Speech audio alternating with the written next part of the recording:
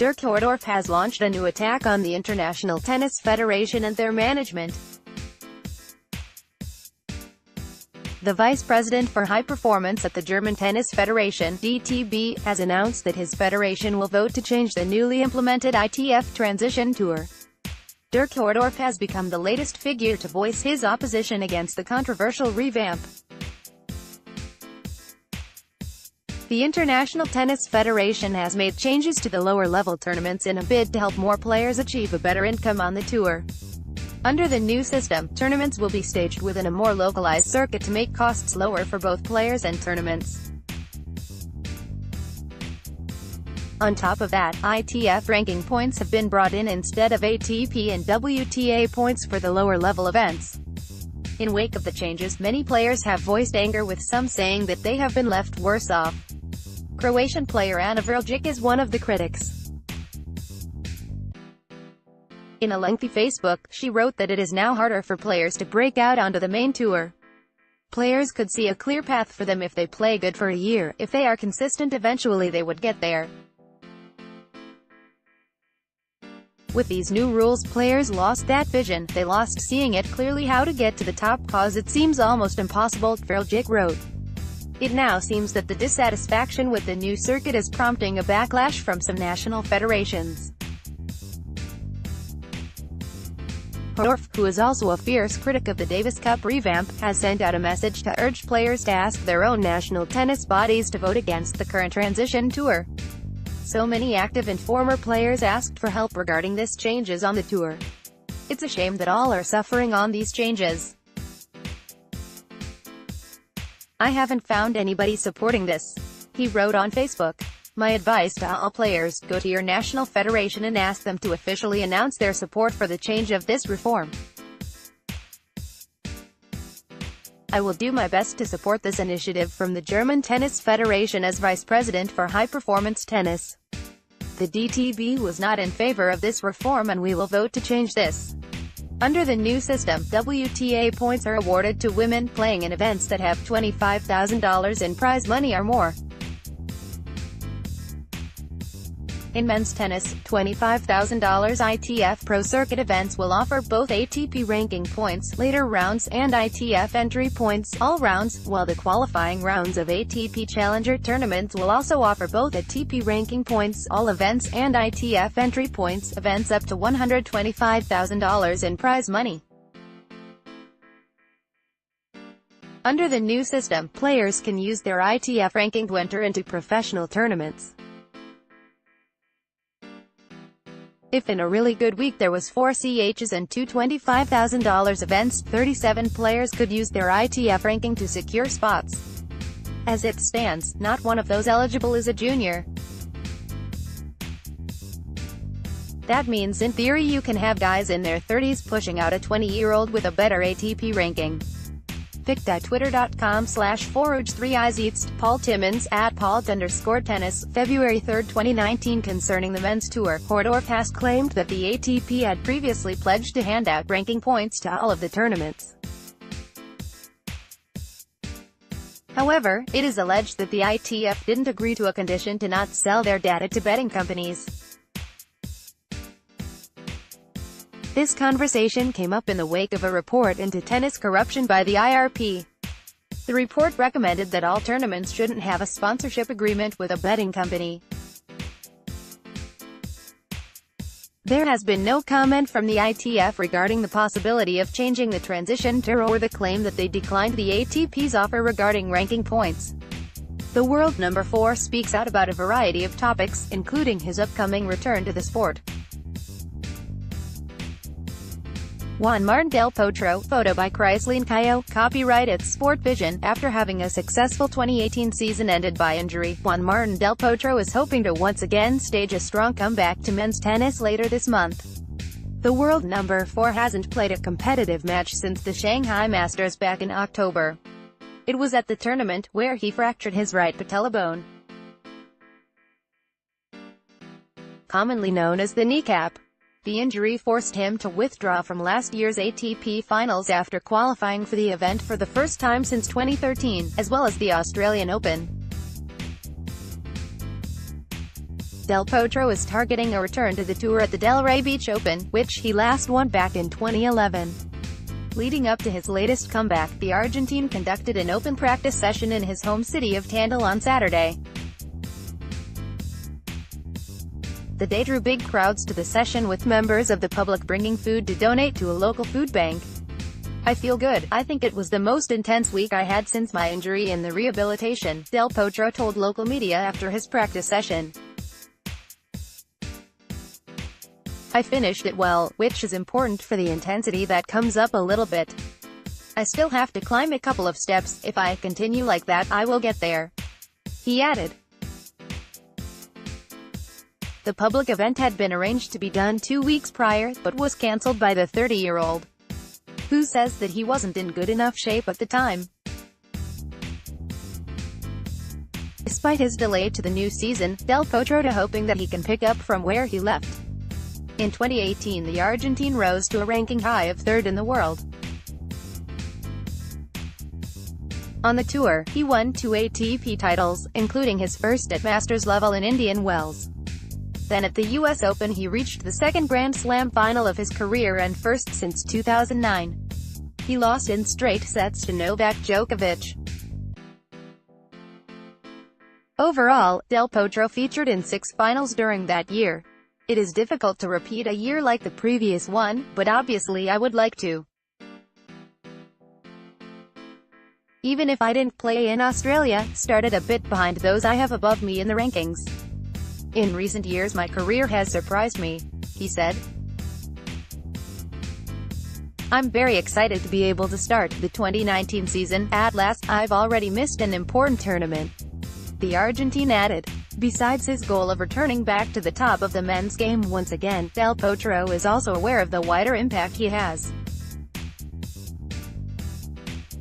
Known as the Tower of Tandil, due to his height of 6 feet 4 inches, Del Potro wants to continue inspiring the next generation of players. On social media he has 3.35 million Twitter followers and 2.027 million Facebook likes.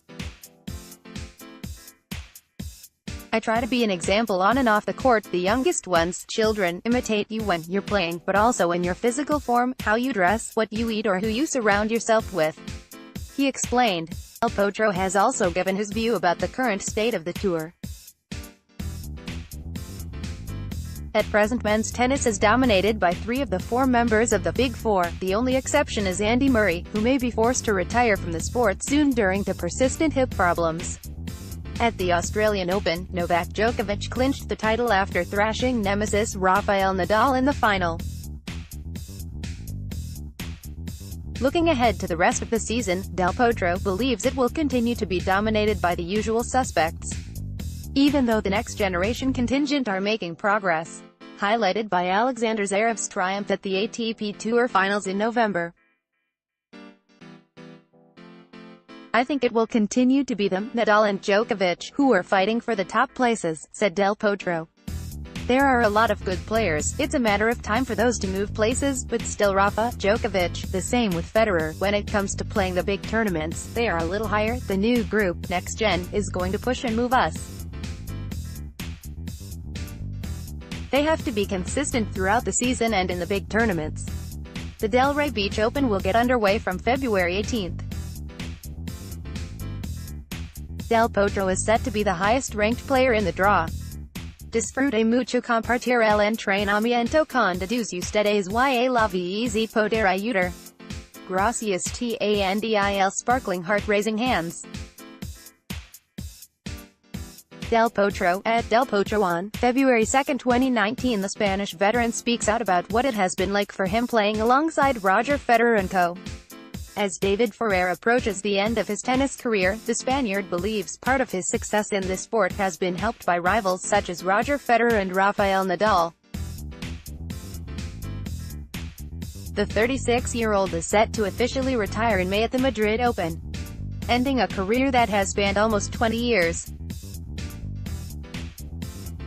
Ferrer has been ranked as high as 3rd in the world and has won 27 titles on the ATP Tour.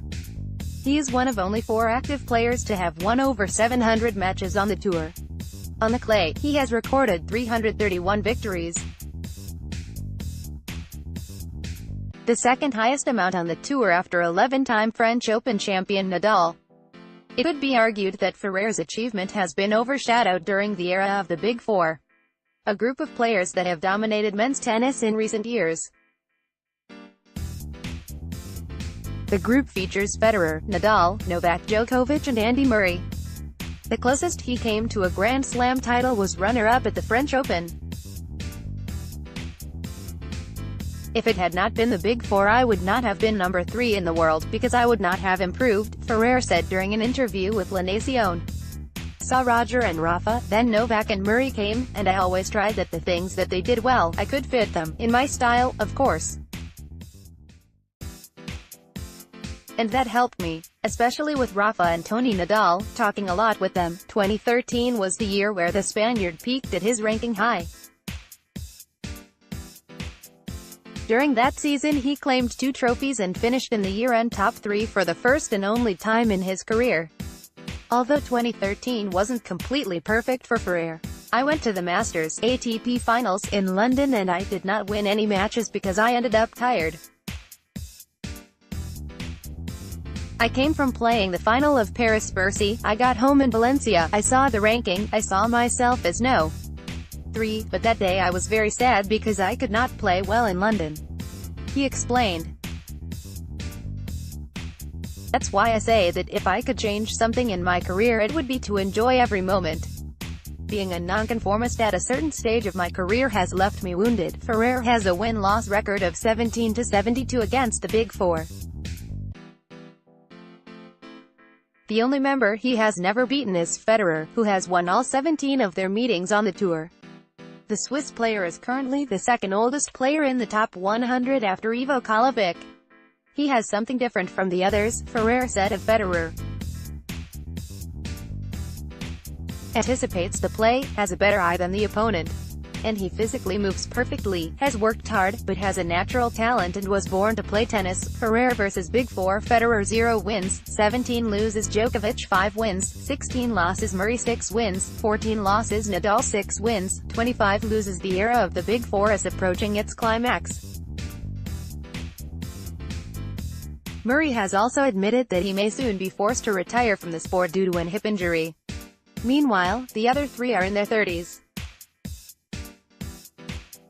Speaking about when the quartet will leave the sport, Ferrer admits that there will be a big hole left on the tour. It will be different because they have given glory to the sport, they have improved it in many aspects and they have given a very good example to society, he said. Ferrer will continue his farewell tour next week at the Argentina Open in Buenos Aires, a tournament he won 3 times in a row between 2012 to 2014. 5 facts about Ferrer's career. 1. He has finished 7 seasons ranked inside the top 10, 2007, 2010 to 2015. 2. Spent more than 13 years continuously ranked in the top 50, July 2, 05 to the 22nd of July 18. 3. Has played in 52 ATP finals, winning 27 of those. 4. Achieved 20 or more victories in 15 straight seasons, 2003 to 2017. 5. Played in 50 consecutive Grand Slam main draws before missing the 2015 Wimbledon Championships due to injury. Overall, he has played in the main draw of 63 Grand Slams. The 18-year-old is alleged to have deliberate faked an injury to disrupt the momentum of her opponent.